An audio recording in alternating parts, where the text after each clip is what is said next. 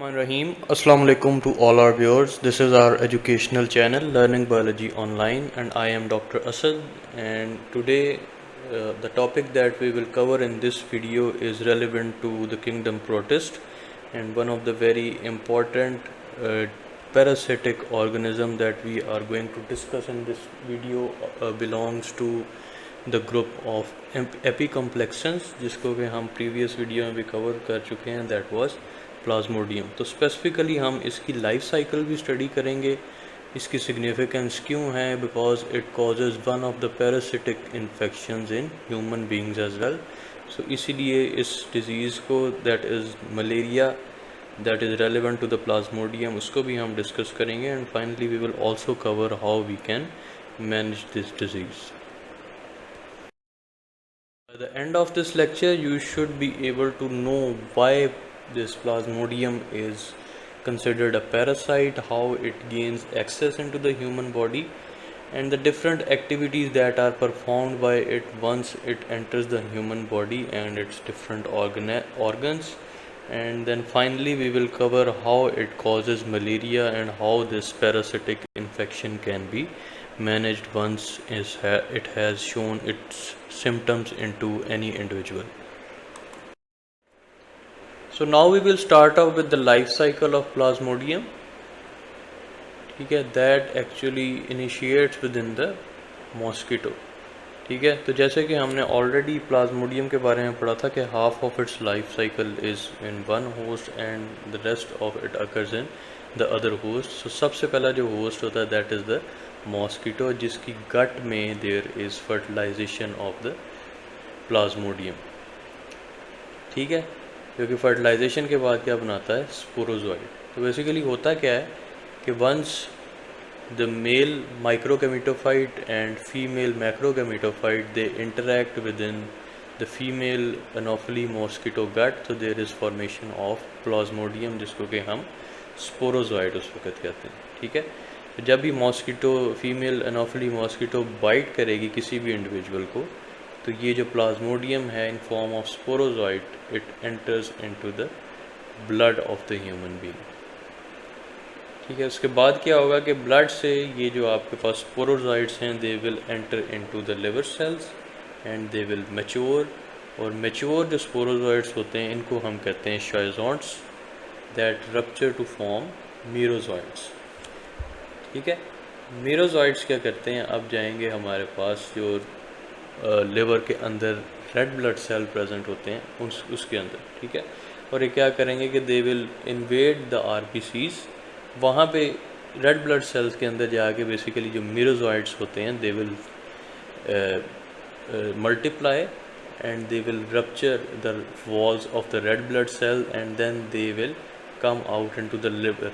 ठीक है, तो इस तरह से आप देख सकते हैं कि प्लाज्मोडियम किस तरह से मैच्योर होता है into the liver and then it infects the RBCs, उसमें मल्टीप्लाई होके फिर जब वो क्या होता है कि एक दफ़ा जब ये मीरोजोइड्स बाहर आते हैं multiple from the one red blood cell, तो अब they are active to infect rest of the red blood cells as well. ठीक है, तो इस तरह से स्प्रेड ऑफ इन्फेक्शन जो है वो इनिशिएट हो जाता है। ठीक है, अब ये जब स्प्रेड ऑफ इन्फेक्शन होता है तो उसमें क्या होगा कि ये मीरोजोइड्स जब मल्टीप्लाई होके और रेड ब्लड सेल्स को भी इंटॉक्सिकेट करते हैं या इन्फेक्शन कॉज करते हैं उनमें भी, तो फर्दर ये जो है लिवर से बाहर आके अपने टॉक्सिन्स को स्क्रीट करते हैं मीरोजोइड्स। ठीक है, जिसकी वजह से डिफरेंट बॉडी के ऑर्गन्स भी जो है वो अफेक्ट होना शुरू होता है।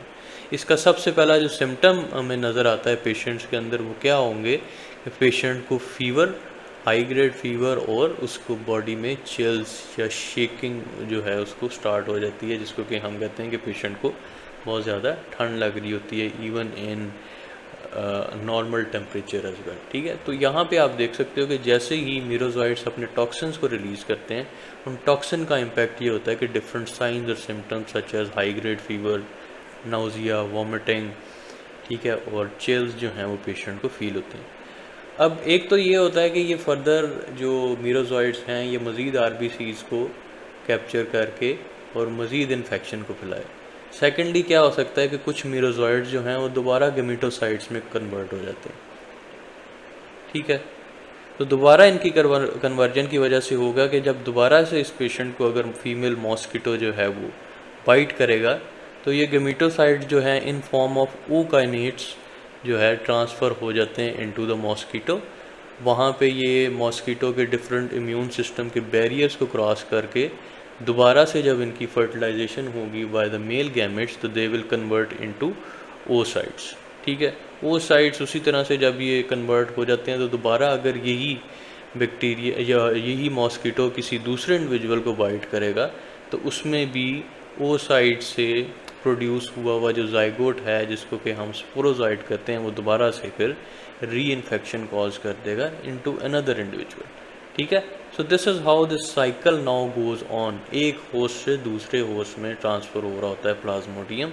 सो that is why we call it as कि जो एपीकॉम्प्लेक्सन है दैट इज़ द प्लाज्मोडियम, इसकी जो लाइफ साइकिल है वो 2 होस्ट में जो है वो एग्जिस्ट करती है। ठीक है, that is the mosquito and the human being as well. तो यहाँ पे ये प्रोसेस बड़ा समझने वाला है कि जहाँ पे डिफरेंट मीरोजॉइड्स जो है वो इन्फेक्शन कॉज कर रहे होते हैं, वहाँ पे कुछ मीरोजॉइड्स जो हैं वो गेमिटोसाइट्स में भी कन्वर्ट होके दोबारा से अगर कोई भी मॉस्किटो को बाइट कर लेता है तो ये उसके अंदर जाके ओकाइनेट्स में कन्वर्ट होंगे। That is one of the developmental stage of this Plasmodium, जो कि फर्टिलाइज होके oocytes में कन्वर्ट हो जाता है, that is the zygote form. ठीक है, तो तकरीबन 2 हफ्ते के बाद जो है ये oocytes after fertilisation they convert into oocytes and then they are ready to be converted into sporocyte and then if the mosquito bites another individual तो ये infection जो है parasitic infection, now it will be part of another individual as well। ये जो Plasmodium है हमारे पास, इसकी existence ज़्यादातर कुछ specific regions of America, Asia और अफ्रीका में ज़्यादातर पाया जाता है। And once this plasmodium it has caused malaria तो उसको डिफरेंट प्रिवेंटिव मेजर्स के थ्रू जो है हम मैनेज भी कर सकते हैं और डिफरेंट ड्रग्स के थ्रू इसको ट्रीट भी किया जाता है। मोस्टली चूँकि पेशेंट की काफ़ी ज़्यादा कंडीशन उसको लेथार्जिक जो है वो फील कर रहा होता है, तो that is why they are advise bed rest and also advise to have good water intake. उसके अलावा chloroquinolone is one of the drug that is orally administered into the patients, जिसकी डोजेज भी आप दे सकते हैं 25 mg per kg for 3 days। इसके अलावा कुछ जो अभी तक डिफरेंट बैक्टीरिया की टाइप्स सामने आई हैं उसके केस में जो है there may be in some cases resistance to the chloroquinolone, जिसकी वजह से आर्टिमिजनिन बेस्ड कॉम्बिनेशन थेरेपी जो है वो दी जाती है, जिसमें कि 2 डिफरेंट टाइप्स ऑफ ड्रग्स जो हैं उनका कॉम्बिनेशन पेशेंट को दिया जाता है just to treat that resistant form of malaria as well. क्योंकि डिफरेंट टाइप्स ऑफ प्लाज्मोडिया आगे से एग्जिस्ट करते हैं, जिसको कि हायर स्टडीज़ में भी आप लोग कवर करेंगे और हम लोग भी उसको फर्दर डिस्कस करेंगे वो कौन कौन से होते हैं। सो उनके केस में आर्टिमिजनिन बेस्ड थेरेपी दी जाती है टू दोज पेशेंट्स जिसमें मलेरिया जो है that is resistance to that is having resistance to the fluoroquinolone drug. This is the end of our lecture where we have discussed a very important and a common parasitic infection in human। इसके prevention के भी तरीके different types के होते हैं, different ointments मिल रही होती हैं जिसके थ्रू हम mosquito bites को अवॉइड कर सकते हैं। इसके अलावा different mechanism जो है जो दुनिया में गवर्नमेंट्स यूज़ करती हैं to avoid this spread of or even the development of the mosquitoes। ठीक है, so do like our video and share it with your colleagues and the comment section to mention if you have any question relevant to the topics that we have covered over here, and do not forget to subscribe to our channel and click the bell button so you can receive new video notifications on regular basis। Thank you very much।